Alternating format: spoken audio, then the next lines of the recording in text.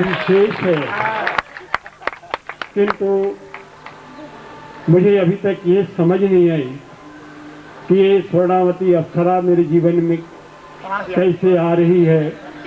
किंतु एक चीज मैं ये करना चाह रहा हूँ प्रभु, जब मैं सबसे पहले आप इस श्री चरणों में उपस्थित हुआ था, उस समय आपने पूछा था कि आपको क्या चाहिए। उस समय मैंने कहा था प्रभु, मैं केवल आपको ही जानना चाहता हूँ, आपको सुनना चाहता हूँ और आपको ही मैं अपने जीवन में देखना चाहता हूँ। उस समय आपने तथास्तु कह करके मुझे वरदान दिया था। प्रभु, इन 1008 अप्सराओं को रखने के सामर्थ्य केवल आप में है। ये क्योंकि आप केवल पूर्ण पुरुष केवल आप ही हैं, ये अप्सराएं, ये माया आपकी हैं। ऐसे इन अप्सराओं को, योगिनियों को चाहने वाले बहुत से बैठे हुए हैं और ये बहुत आकांक्षी हैं। फिर भी हमारे ये जसवंत सिंह जी हैं, ये बहुत बड़े उम्मीदवार हैं इसके।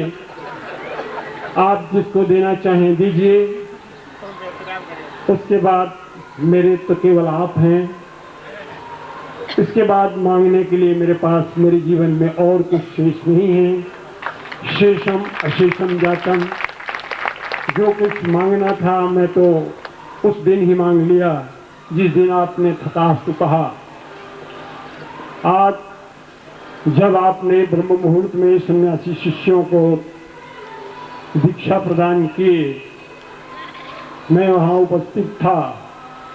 दीक्षा के बाद मैंने आपसे निवेदन किया था, हे गुरुदेव, होली की इस पावन पर्व पर सिद्धाश्रम में आज कौन सी दीक्षा देने जा रहे हैं। उस समय अत्यंत हालात पूर्वक उन्होंने जवाब दिया था, आज मैं सिद्धाश्रम में होली के पावन पर्व पर हृदय में अमृत घट स्थापन दीक्षा देने जा रहा हूँ। इस दीक्षा सुनने के बाद एक मेरे मन में बहुत ज्यादा हालात तो हुआ ही।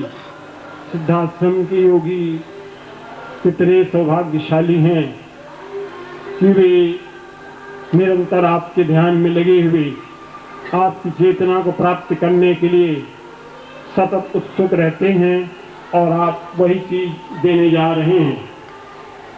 उस समय आज मैं उद्योग की अवसर मांगने जा रहा हूं, ऐसी मेरी धृष्टता है। इस तरह की बातें चलते हुए राह में रोकना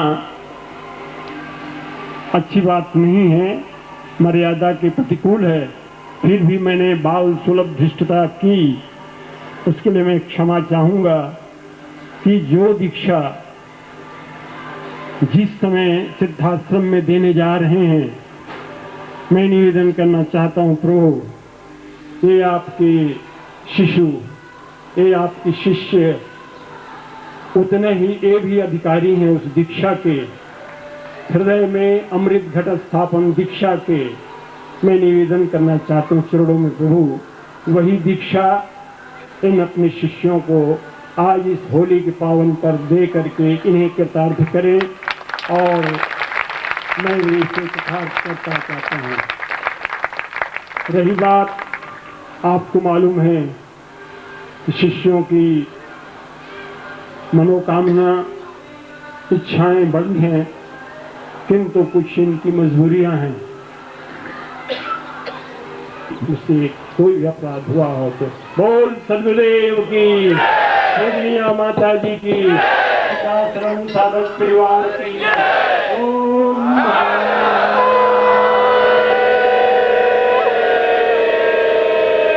जो मर्यादा दुकुल नहीं, जब ये पहली बार कई वर्ष पहले मुझे मिले थे तो अपना संस्कृत कॉलेज में आचार्य पद पर रहे हैं, मामूली व्यक्ति नहीं रहे।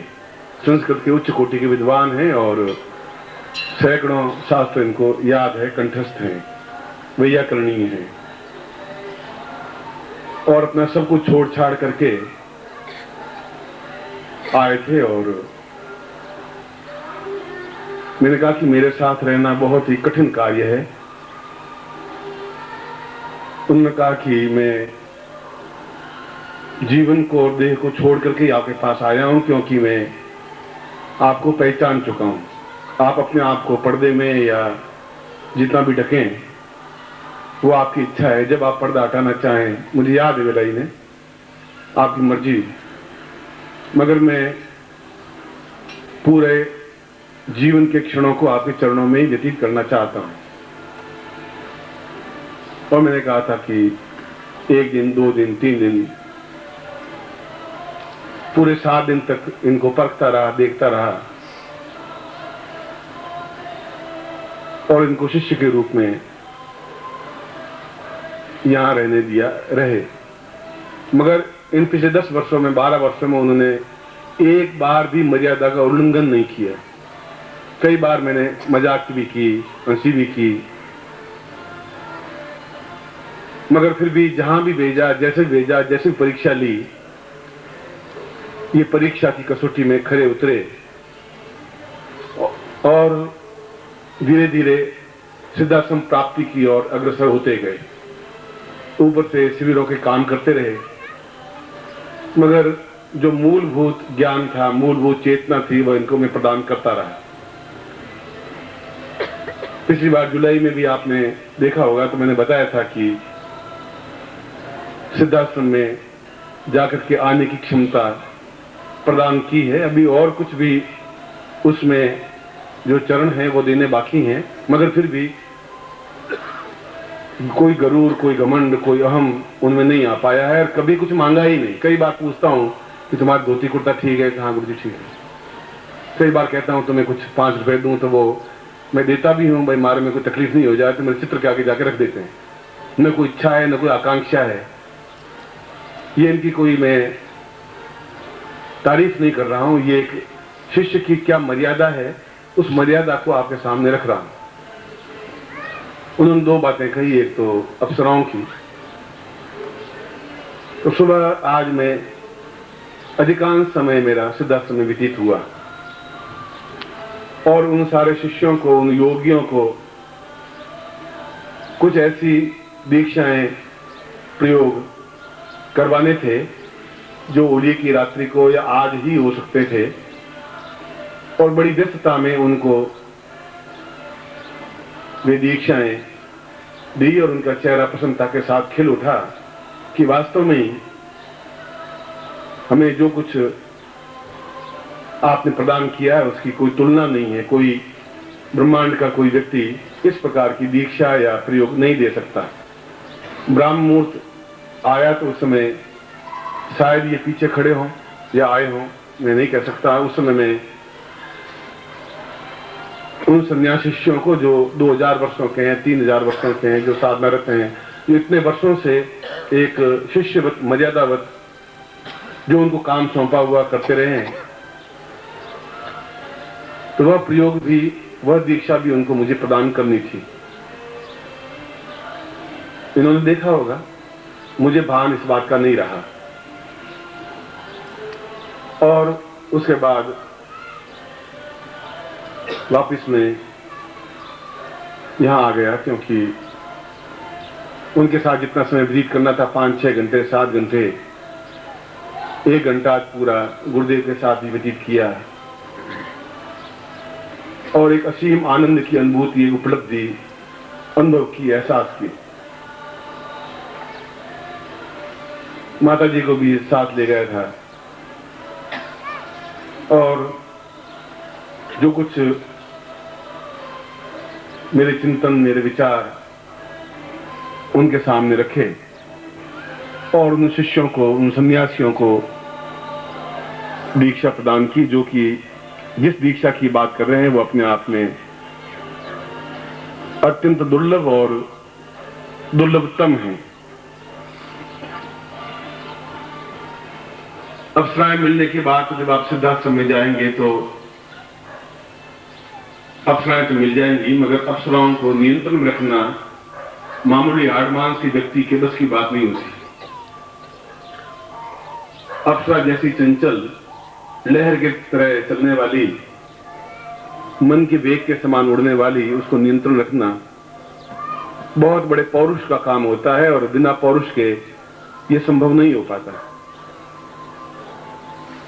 और वहां अगर आप सिद्धाश्रम में जा सकेंगे तो और जाएंगे तो अप्सराएं तो स्वयं आपके पास खड़ी होंगी, आपके पास उपस्थित होंगी, मगर वह पौरुष जो एक नारी को नियंत्रण में रख सकता है, एक सुंदरतम नारी को अपने वश में कर सकता है, जो अप्सरा जैसी को अपने सामने झुका सकता है, उसके लिए बहुत अधिक ऊंचा, हिमालय से भी ऊंचा मस्तक और समुद्र की तरह एक वेगवान वक्षस्थल सीना चाहिए। और वह इस प्रकार की साधनाओं से, इस प्रकार के 5-7 साधनाओं से प्राप्त हो पाता है। अन्यथा जितना मन चंचल है उससे भी ज्यादा वे अप्सराएं चंचल होती हैं। वहां सैकड़ों हजारों सन्यासी हैं, मगर किसी सन्यासी में इतनी क्षमता, बहुत सन्यासी कम छोड़ के कि उनको देख सके या स्पर्श कर सके या बात कर सके, क्षमता नहीं आ पाती। और उस जमघट में अपने आप को नियंत्रित करते हुए और उनको प्रसन्नता की अभिव्यक्ति देना, उसको मुस्कुराहट देना, उनको छलछलाहट देना, उनको यौवन प्रदान करना प्रत्येक के बस की बात नहीं होती।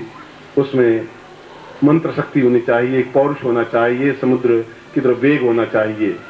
और पत्नी साथ में थी तब भी किसी प्रकार की कोई मन में तृष्णा या वितृष्णा नहीं थी। वह तो मैं आपसे वायदा कर ही चुका हूं कि ऐसा जीवन, ऐसा सौभाग्य आपको जीवन में मिले।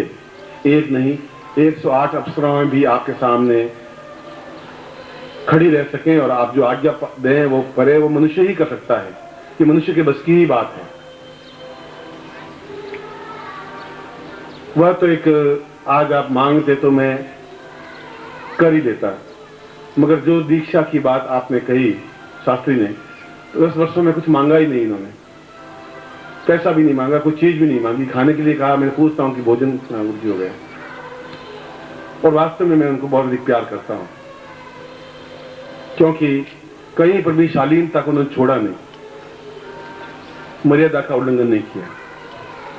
यद्यपि कल मैं आपको कह चुका था मंच पर कि कल मैं कोई दीक्षा आपको नहीं दूंगा, कल केवल एक कार्यक्रम होगा, एक महोत्सव होगा, एक संगीत होगा, एक नृत्य होगा, एक हंसी खुशी का वातावरण होगा।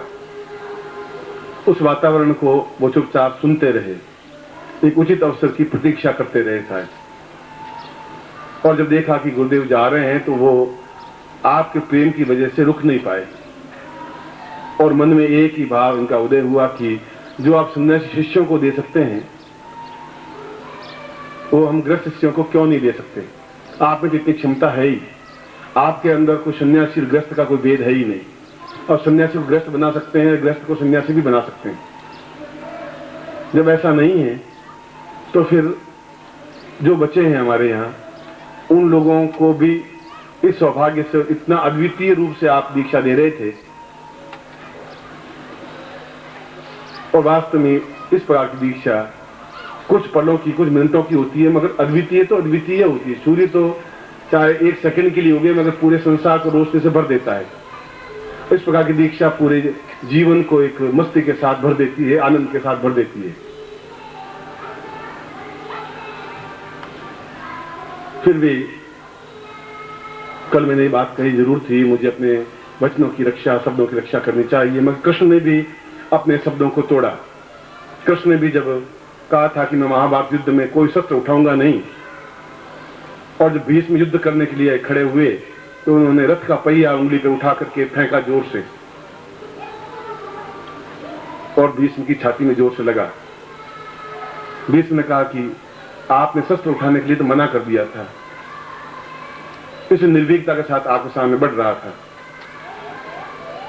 कृष्ण ने कहा कि कुछ क्षण ऐसे होते हैं जो शब्दों से परे होते हैं, ये क्षण भी शब्दों से परे है। और रही बात, जैसा शास्त्री जी ने कहा है, मैं आधे घंटे में वापस अपने शब्दों का, कल के शब्दों को वापस रखता हुआ मैं आपको ये दीक्षा प्रदान करूंगा और उसी तरीके से करूंगा जिसमें शिष्य को दी है। इसके बाद आप कोई मांग नहीं करेंगे। जो कुछ आपने चोरी से देखा और स्पष्टता के साथ कहा, मुझे प्रसन्नता हुई कि आपको शिष्यों की एक अनुरक्ति है, प्रेम है, इनके लिए आपने चाहा है। मुझे कोई हिचकिचाहट नहीं है, मैं कुछ छुपा के कोई काम करता ही नहीं हूं। दी है, गया हूं तो गया हूं, दीक्षा दी है तो दी है। और यदि आपकी एक ही तो मांगी वरदान, एक ही तो ओडी के अवसर पर मांगा और वही मैं मना कर दूंगा तो एक प्यास रह जाएगी, अतृप्ति रह जाएगी। मैं आप केवल साहित्य लें, धन सब तो मेरे ओठों पर आता ही नहीं है, तन और मन आता है। कल भी अपनी बात को मैंने आपके सामने स्पष्ट कर चुका था। मैं ठीक आधे घंटे बाद आऊंगा और शास्त्री की बात को रखूंगा और आप में से जो भी इस दीक्षा को लेना चाहेगा मैं दूंगा, मगर उसके बाद आप दूसरी शर्त नहीं रखेंगे। उसके बाद केवल भोजन ही होगा और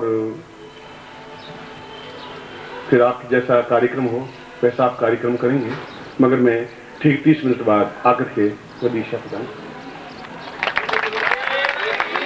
बोल सदगुरुदेव की।